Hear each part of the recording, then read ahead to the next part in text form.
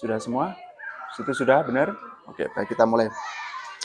Assalamualaikum warahmatullahi wabarakatuh. Salam guru penggerak. Salam. Pada kesempatan kali ini adalah kesempatan yang sungguh luar biasa karena saya, Bayu Novanjer Setiawan, CKP Angkatan 7 Kabupaten Banyuwangi bisa lagi bertatap muka melalui video kali ini, yang mana pada saat ini adalah menyelesaikan tugas demonstrasi kontekstual. Dan pada kesempatan kali ini saya bersama dengan Bapak Kepala Sekolah dari SDN 7 Kandangan, yaitu Pak Zamsuri. Benar ya Pak? Betul, betul. Nantinya kita akan sedikit bertanya mengenai kaitannya dilema etika dan juga cara-cara atau langkah-langkah pengambilan keputusan. Pak Zamsuri, sebelum masuk dalam topik, Ya, saya pengen mengenal lebih dekat dulu dengan Pak Zamsuri. Pak Zamsuri ini sudah berapa tahun menjabat sebagai Kepala Sekolah di SD 7 Kandangan? Terima kasih, Mas Bayu. Ya. Sebelumnya saya menjawab, saya ucapkan dulu selamat. Mudah-mudahan nanti lulus sebagai Amin, penggerak. amin, amin, amin, amin. Baik, terima kasih untuk pertanyaan yang pertama ini.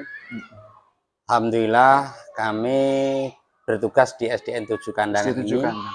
ya baru sekitar 6 bulan. 6 Juni. bulan. 6 bulan. Juli ya, 30 Juni 2002. Oh ya. Nah, masuk di SD 7 Kandangan 7 seperti ini, sehingga kami sampai hari ini masih selalu mengobservasi bagaimana penyelesaian, masih pengenalan yang cukup lama lingkungan dini ya, karena kami dulunya di SD yang terpencil yaitu di Sukamade, di SD pedalaman, tentunya karakternya berbeda jauh.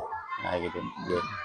Jadi gini Pak, selama panjenengan itu menjabat sebagai kepala sekolah ataupun menjadi tenaga pendidik baik di SD 7 maupun di SD sebelumnya, tentu pernah dihadapkan dalam sebuah perkara atau kasus, di mana dalam kasus tersebut kan penuh dengan bobot permasalahan atau tantangannya tersendiri. Nah, kalau dikaitkan dengan dilema etika atau bujukan moral, cara jenengan untuk mengidentifikasinya bagaimana Pak?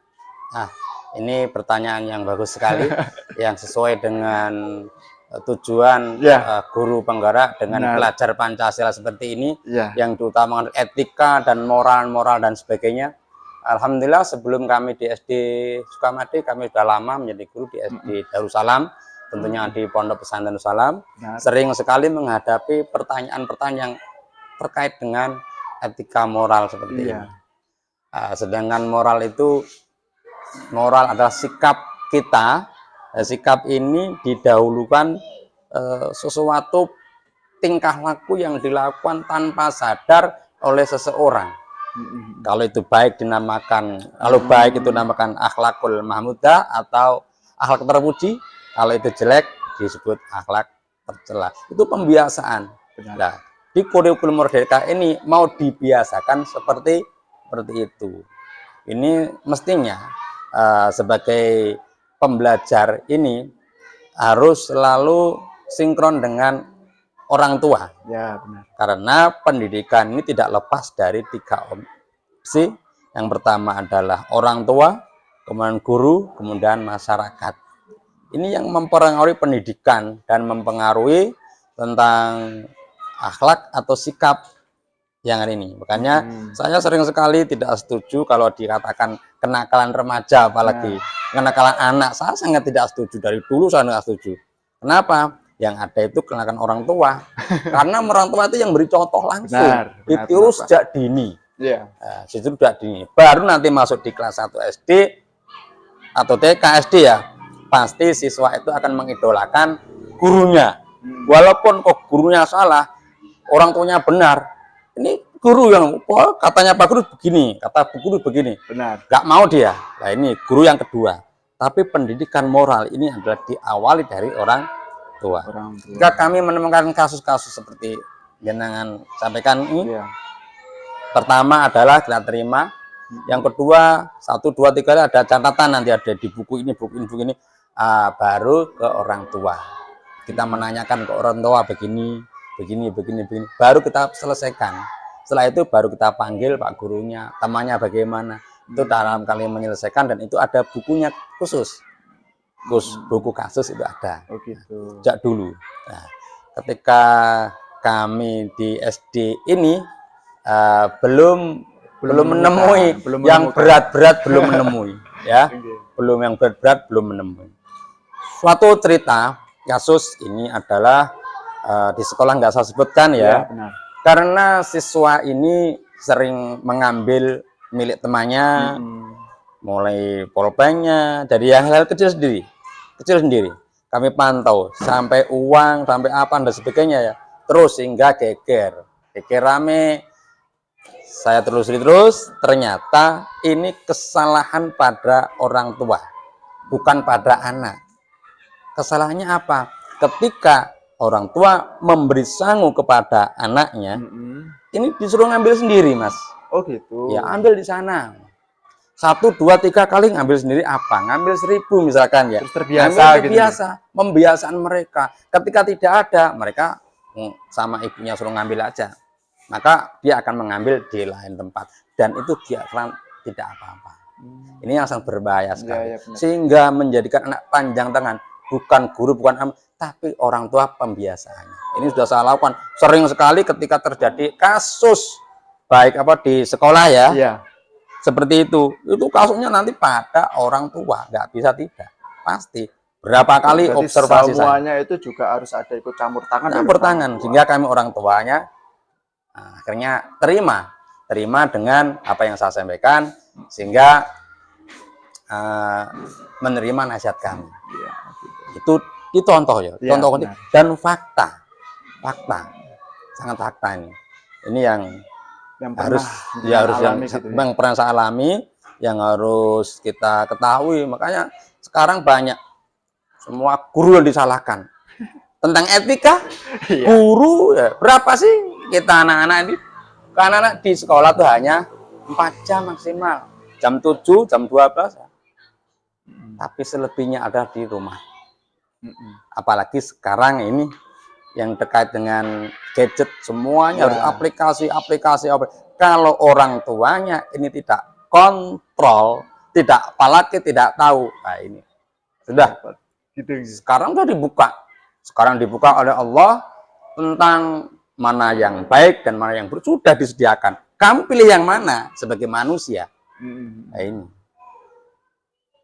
ini yang sekarang ini, tantangan sekarang ini. Guru adalah paling berat, karena baiknya, jeleknya adalah semua guru. Padahal tidak, itu semua terkait.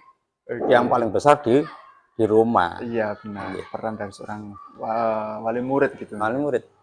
Oke. Terus gini Pak, panjenengan kan adalah seorang kepala sekolah yang mana selaku pemangku kebijakan. Semua keputusan kan juga ada di tangan panjenengan. Kira-kira bila mana jenengan menemui sebuah permasalahan berkaitan tentang antar guru, berkaitan tentang antar siswa, bagaimana jenengan cara memutuskannya itu Pak? Memberikan sebuah keputusan itu bagaimana? Nah, ini pekerjaan dan tantangan berat kami, karena saya juga baru beberapa bulan yang dulunya saya anggap teman semuanya, benar. Ya, teman semuanya ya. Kemudian saya masuk di beberapa bulan ya, sementara belum menemukan hal-hal yang itu, sehingga masih enjoy saja. Tapi ketika di SDD lama, ketika menemukan hal-hal yang jenengan utarakan, ya yang penting itu adalah ranahnya guru, itu harus kita selesaikan dengan bijaksana. Tidak memendang, oh kamu yang salah, kemudian yang satu salah, tidak. Kita angkat kedua-duanya, kita carikan titik tengahnya sehingga mereka bisa saling memahami. Cara pandang saja kadang-kadang. Dari kedua ini cara pandangnya berbeda sehingga menimbulkan perselisihan. Tapi kan gini, kami sebagai orang pesantren, di dunia ini tidak ada yang harus sama, harus berselisih, artinya harus beda. Karena di dalam perbedaan itulah ditemukan rahmat. Ya. Iya. Di dalam perbedaan itu akan ditemukan keindahan yang sangat baik. Kamu begini, tidak bisa. Itu sudah kodrat ilahi. Yang satu berwatak begini, ya, yang satu berwatak keras, yang berwatak halus ya. Iya, benar. Semuanya ada. Kita tampung semuanya. Bagaimana menyatukan mereka? Khusus di sekolah ini, alhamdulillah saya belum menemukan, sehingga belum menemukan yang berat, belum ya. Bagaimana cara menangannya, belum.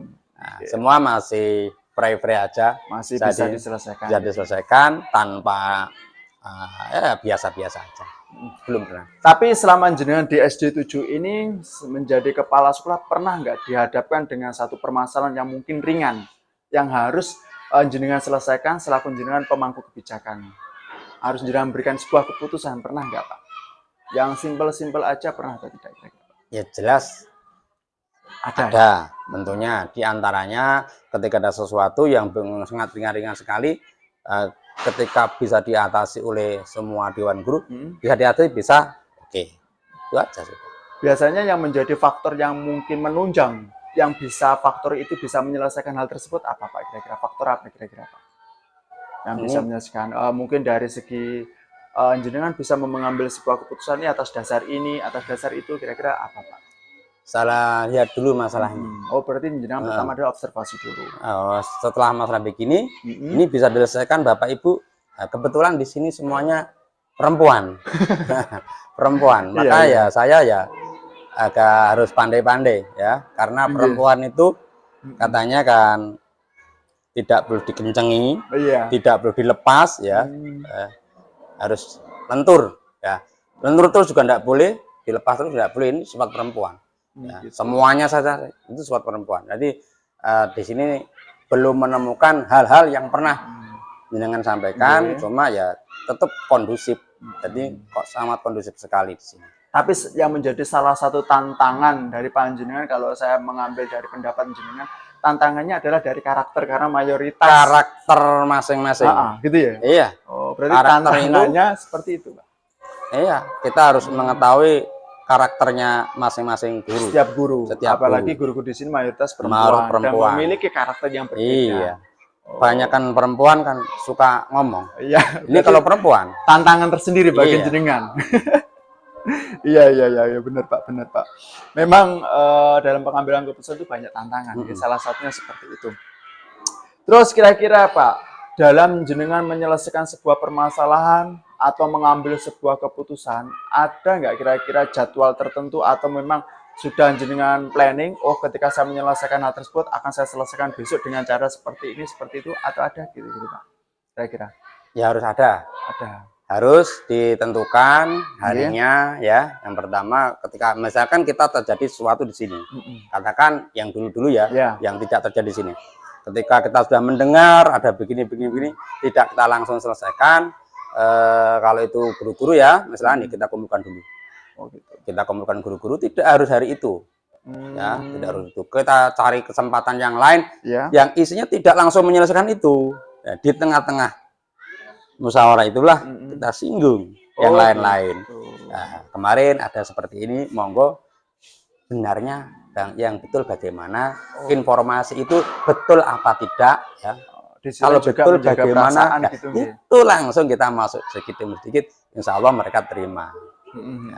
Bagi mereka yang merasakan langsung ya, terasa sudah, karena orang tua semua. Oke. Berarti intinya ketika jenengan ada sebuah permasalahan memang diselesaikan saat itu, tetapi dengan cara musyawarah. Ya, kalau saya menangkap mungkin dengan cara seperti itu jenengan juga menjaga perasaan orang tersebut gitu, nggih. Harus itu.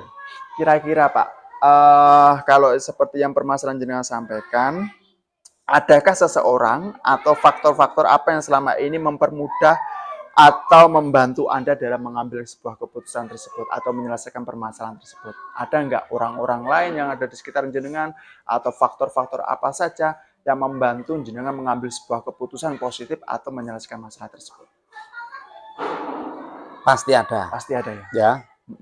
Dari segi guru ataukah dari... Ini juga tidak terjadi di SD 7 ini juga. Pengalaman lebih banyak yang dulu ya? Pertama, begitu ada hal seperti itu, tidak hanya masukan saya masukkan. Pertama masukan dari guru, gini. Kemudian masukan dari sekitar sekolahan. Bahkan orang yang jauh yang mengetahui. Kemudian saya masih belum selesai, saya masih belum puas, saya harus ke pengawas. Pak, pengawas, saya ada masalah seperti ini. Bagaimana langkah yang bijaksana? Sehingga ini tidak mencuat ke publik. Oke. Kita redam. Sudah, kalau sudah itu baru kita face to face eksekusi pelan-pelan. Pelan-pelan ya benar. Ini betul apa enggak? Kalau seperti ini bagaimana course-nya bagian mulai dari siswa sampai tenaga pendidikan. Oh gitu. Oke, baik Pak Zamsuri, mungkin itu rasa ingin tahu saya berkaitan tentang cara mengambil sebuah keputusan dari panjenengan selaku pemangku kebijakan. Saya mengucapkan terima kasih banyak Pak. Yang pertama, panjenengan juga sudah meluangkan waktu. Dan dari hasil berbagi ini kiranya nanti bisa bermanfaat bagi saya, terutama saya masih dalam masa pendidikan guru penggerak. Dan nanti saya mohon izin juga Pak, video ini akan saya kumpulkan kepada fasilitator dan juga pada pengajar praktek sebagai bahan dalam saya berbagi dengan panjenengan. Terima kasih. Saya pesan juga nih Mas Bayu, mudah-mudahan karena tidak semua orang ini ditakdirkan menjadi guru. Tidak orang yang pintar jadi guru, tidak. Ya, mungkin takdir dari yang sana kita menjadi guru. Kalau saya dulu berpedoman menjadi guru ini adalah sebenarnya dulu ya sekarang sudah menjadi guru. Ya sudah dunia saya di sini. Mulai tahun 93 kami sudah menjadi guru. Panjenengan? Iya. 93 sudah diangkat menjadi guru sampai hari ini.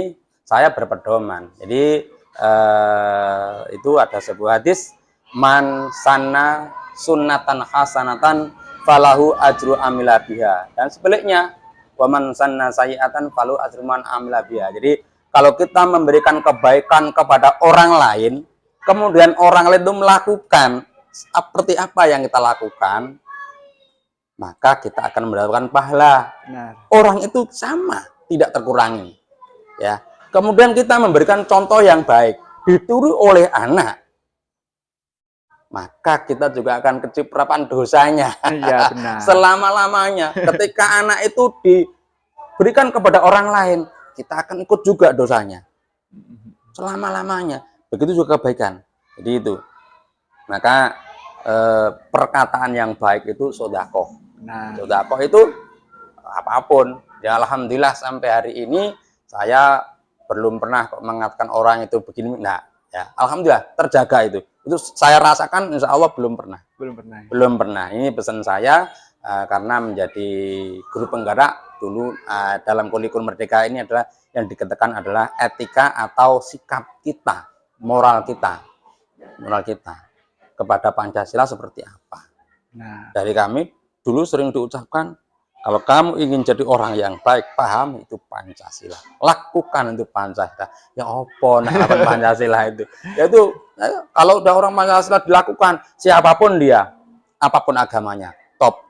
Dia akan tunduk kepada dirinya sendiri, dia akan tunduk kepada norma-norma adat istiadat yang ada. Pasti menghormati orang lain, apapun agamanya, apapun corak kulitnya. Ini kalau orang itu ya. Karena tujuan pelajar Pancasila mengembalikan kita kepada makna Pancasila itu sendiri. Ya, benar. Ya. Itu baik, Mas Bayu. Terima kasih. Baik, terima kasih. Demikian pemaparan sedikit berbagi dari Bapak Kepala Sekolah dari SDN 7 Kandangan. Sekiranya apa yang sudah dibagikan bermanfaat bagi kita semua. Dan saya akhiri. Terima kasih. Assalamualaikum warahmatullahi wabarakatuh. Salam guru penggerak. Salam bergerak. Selamat. Ya, dekat.